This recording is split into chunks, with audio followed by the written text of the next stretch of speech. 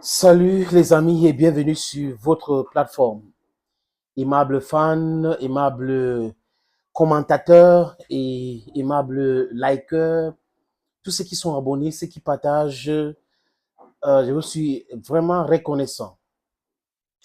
Les amis, vous savez que depuis le début de la crise en Ukraine, nous donnons des informations sur cette plateforme et d'autres informations. Et nous tirons des leçons en observant tout ce qui se passe en Ukraine pour que les choses comme ça ne nous arrivent pas. Et les Africains aujourd'hui profitent de cette situation pour se libérer de ces gens qui ont occasionné le conflit en Ukraine et qui sont en difficulté aujourd'hui. Vous comprenez pourquoi c'est très important pour nous, ce conflit, mieux que les autres. Parce que ça met en difficulté ceux qui nous ont toujours exploités, ceux qui nous ont toujours sauvagés, ceux qui nous ont toujours esclavagisés, colonisés et maintenus artificiellement dans la pauvreté. Les mots ont un sens, le mot artificiel a un sens. Pourquoi je le dis, les amis? Parce que nous sommes un continent, pays riche et paradoxalement pauvre. Nous sommes sous perfusion. Nous sommes bon, parce que moi, l'Afrique, c'est un pays. Vous savez, ceux qui ont divisé l'Afrique, ils sont en difficulté aujourd'hui. C'est leur problème.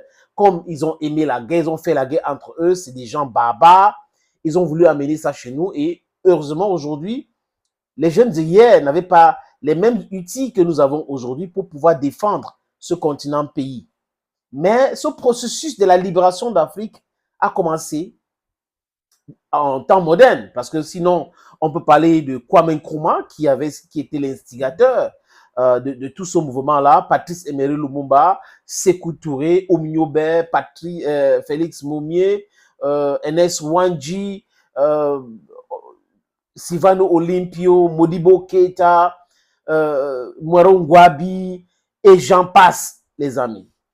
Maintenant, en temps moderne, on a eu vraiment quelqu'un, Thomas Isidore Sankara. Et après, on a eu aussi Jerry Rawlings. Voilà des gens qui ont inspiré et qui continuent d'inspirer la jeune génération des Africains aujourd'hui. Et Gaddafi est entré dans la danse pour la libération totale de l'Afrique, parce qu'il avait quand même réussi, après avoir forcé à l'abdication le roi Idriss de quitter le pouvoir, le colonel Gaddafi avait réussi à libérer son pays et nationaliser le pétrole, et les Libyens vivaient très bien. Donc le PIB de la Libye était plus fort que le PIB des États-Unis, parce qu'il y avait 6 millions de personnes qui vivaient sur cette opulence terrible. Ils pouvaient aller à la Mauritanie, tirer l'eau là-bas pour irriguer le désert et autres. Les gens qui voulaient se marier, les jeunes qui voulaient se marier avaient minimum 25 millions, le pain était moins cher, le carburant était moins cher. Regardez la Libye aujourd'hui. Donc, ça a commencé par Laurent Gbagbo, j'ai déjà cité Sankara, qui avait été éliminé parce qu'il était seul. Et là, Laurent Gbagbo vient, au début, il n'a pas commencé comme panafricain, mais quand il a ressenti le besoin de parler aux Africains, de s'intéresser à la chose qui concerne son peuple, il a commencé à proposer des choses et ça nous a inspiré. Beaucoup de jeunes sont inspirés. Moi y compris, j'ai fait des interviews avec Awa Stallone et beaucoup d'autres personnes à la radio. Et on a suivi cette situation en Côte d'Ivoire. Pour ceux qui sont présents sur les réseaux sociaux, ils vont savoir que 2012, c'est une année où nous étions vraiment, moi y compris, très actifs sur les réseaux sociaux qui n'avaient pas encore cette puissance qu'a les réseaux sociaux aujourd'hui. Et c'était les réseaux sociaux utilisés par l'Occident collectif. Les amis, après 2011, il y a eu Gaddafi et autres. Et cette situation avait poussé Poutine à l'époque à déclarer que c'est la croisade et que ça ne va jamais se répéter. On a vu ce qui s'est passé en Syrie et la défense. Donc, je reviens à nos moutons, les amis. C'est vraiment nos moutons. C'est important de m'écouter jusqu'à la fin. Je parle là de quoi, les amis? Le budget voté par la Rada, c'est comme ça qu'on appelle l'Assemblée nationale de l'Ukraine. Ils ont voté un budget de 2024. Mais ce qui nous intéresse, les amis, c'est d'un côté le budget militaire et ce que ça représente dans le PIB ukrainien, donc pays intérieur brut, ou en anglais, Gross National Product. Et on se rend compte que c'est trop de dons parce que l'économie ukrainienne n'existe pratiquement pas. Donc, c'est sur perfusion. l'Ukraine est endettée de façon sauvage comme la Côte d'Ivoire que Ouattara est en train d'endetter. C'est un fait. Comme le Cameroun que Paul Biya est en train de détruire. Tous les jours, il est en train de détruire. Davantage le Cameroun. Économiquement parlant et même sa façon de parler aux gens. D'ailleurs, comme les enseignants qui ont des problèmes, mais il vient les menacer. It's just an outside. Very important to make mention, les friends. Le premier ministre ukrainien s'appelle Denis Shmyhal. J'espère que je prononce bien son nom. Et ce qui ressort, c'est quoi? Que l'Ukraine demande 37 milliards de dollars à ses partenaires pour maintenir son économie à flot. Donc, si l'Ukraine n'a pas 37 milliards, ça sera difficile pour l'Ukraine de maintenir son économie à flot. Ça veut dire quoi concrètement, les amis? Ça veut dire que les salaires des fonctionnaires, ça veut dire que les besoins basiques des Ukrainiens doivent être financés par ceux qui ont poussé l'Ukraine à faire la guerre avec la Russie, ceux qui sont en Ukraine en train de les encourager, en train de créer des bases secrètes pour les fabrications d'armes et autres que la Russie est en train de détruire à longueur de journée avec les missiles balistiques à longue portée, parfois les missiles Kinjal, dont les missiles hypersoniques. C'est ceux-là qui doivent financer l'Ukraine. Et les Ukrainiens crient haut et fort. Zelensky l'autre jour a dit, si vous ne nous aidez pas, ça sera difficile parce qu'on est en train de faire la guerre pour vous.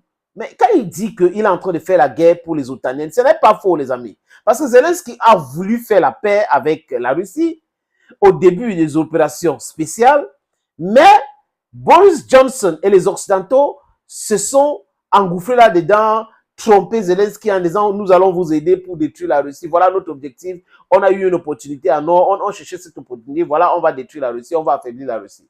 D'ailleurs, aujourd'hui, les amis, en passant, leur langage a vraiment, vraiment changé. Oui. Donc, le monsieur Denis Shmyhal dit que son pays a besoin de 37 milliards de dollars pour pouvoir mettre l'économie à flot. Tout va mal en Ukraine économiquement parlant, les amis. La sécurité, l'énergie, tout va très mal. Parce que les Russes tapent là où ça fait mal. Ils tapent fort là où ça fait mal, les amis. Les chiffres. Donc, l'année dernière, parce que ce que vous avez commencé, il faut continuer. La guerre n'est pas encore finie. Les Européens avaient donné, les Européens et les Américains, donc les Otaniens avaient contribué 42,6 milliards de dollars. Donc, 27% étaient des dons. Je cite les pays qui avaient contribué, hein. Tous les pays de l'Union européenne, parce que dans l'ensemble, ils ont un mécanisme pour pouvoir déclencher le budget et financer quelque chose. Il y a le Royaume-Uni qui est parti après le Brexit, qui a contribué. Il y a le Canada qui a contribué. Le Japon qui ne fait même pas partie des pays de l'OTAN a contribué aussi. Donc, du moins, on va dire Japon est dans le G7, dont le Japon a contribué. Les États-Unis aussi ont contribué et ils ont dit on vous donne 42 millions, 27% de dons. Quand on vous dit 27%, c'est en termes de dons, ça veut dire que le reste, vous devrez payer avec des taux d'intérêt très élevés. C'est ce que les gens là font. Maintenant, ça, c'est l'argent que les pays qui viennent de citer ont donné. De l'autre côté, le Fonds monétaire international était dans le montant là, mais le Fonds monétaire international avait promis combien aux Ukrainiens, les amis? Le Fonds monétaire international avait promis 255 milliards de dollars. 255 milliards d'euros, c'était en euros. Et ils ont donné déjà, les amis, 182 milliards aux Ukrainiens. Là, quand on parle de Fonds monétaire international qui donne l'argent aux Ukrainiens, ce n'est pas de don.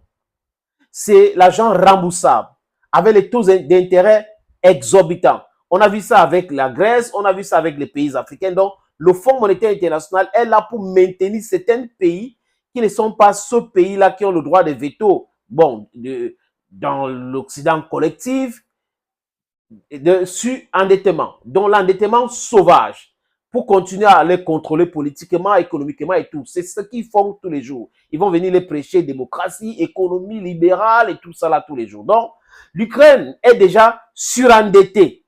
Mais l'Ukraine a encore besoin d'argent. Parce que si l'Ukraine n'a pas d'argent, c'est fini. Il faut juste 2 semaines, comme Poutine avait dit, pour récupérer toute l'Ukraine. Donc, ils ont besoin d'argent, ils ont besoin d'armement. C'est pas fini, les amis. L'Ukraine a augmenté son budget militaire pour 2024 à 22%, dont le budget de l'État ukrainien, qui est 100%, disons ça comme ça, les amis, vous pouvez faire les calculs vous-même, donc multiplier 43,9 ou 44 milliards d'euros fois combien? Donc, fois, pour avoir 100, donc c'est fois 5, n'est-ce pas les amis? Multiplier fois 5. Oh, vous allez comprendre le budget de l'État de l'Ukraine. Donc, 42 fois 5, vous avez le montant exact de ce budget. On peut dire environ 250 milliards, à peu près quelque chose comme ça, les amis, de dollars. Et ils ont enlevé 22% là-dedans pour l'armement. Oui. Maintenant, vous constatez que la Russie a compris le message et la Russie continue de les taper. Voilà donc le pays que Zelensky et ses amis vont léguer aux Ukrainiens. Un pays surendetté, et ce n'est pas uniquement les dettes, le pays est hyper corrompu. Donc, chaque Ukrainien qui est partout dans le monde aujourd'hui va devoir payer des dettes. Donc, on va mettre peut-être 1 million de dollars sur la tête de chaque Ukrainien pour pouvoir rembourser. Voyez donc pourquoi nous disons que ces gens ne sont pas des gens bien. Ce ne sont pas des gens qui sont sincères en amitié. Ils profitent des situations pour maintenir les gens sous leur joute. Et là, c'est la catastrophe totale en Ukraine, où tout un premier ministre qui est en train de parler des budgets ne peut pas parler des niches qui peuvent financer le budget de l'État, mais plutôt est en train de commander. Donc, tout le budget de l'État ukrainien, c'est un budget qui doit venir ou de l'Union européenne, ou des pays de G7 et les pays de l'OTAN. Et vous savez vous-même que le premier ministre hongrois, Viktor Orban, a dit niet, il a refusé de voter l'aide d'environ 50 millions de milliards d'euros à l'Ukraine. Et c'est ce mois ou le mois prochain que l'Union européenne va se réunir encore pour essayer de débloquer cette situation. Du côté des États-Unis, ça ne marche pas. Ne marche pas du tout. Les 60 milliards de dollars que Joe Biden a demandé au Congrès pour aider l'Ukraine, ils disent aide, mais c'est l'endettement sur l'endettement de l'Ukraine n'est pas sorti parce que les républicains ont beaucoup d'autres chats à fouetter. Ils ont parlé de les frontières avec le Mexique, avec ces flux des migrants qui arrivent, on appelle la caravane de la pauvreté. C'est ça le problème. Quand vous maintenez les gens dans la pauvreté, ils vont venir chez vous. Et vous allez commencer à contrôler les frontières, contrôler les frontières. Arrêtez de voler, de spolier les gens. Un point, c'est tout. Les amis, je voulais vous parler de la situation actuelle de l'Ukraine, la situation économique que ce pays est confronté avec aujourd'hui à cause de la stupidité politique et des décisions bidons de ses dirigeants, y compris le comédien en chef Zelensky. Thank you, friends, for always watching videos on this platform. Thank you again, and bye-bye for now.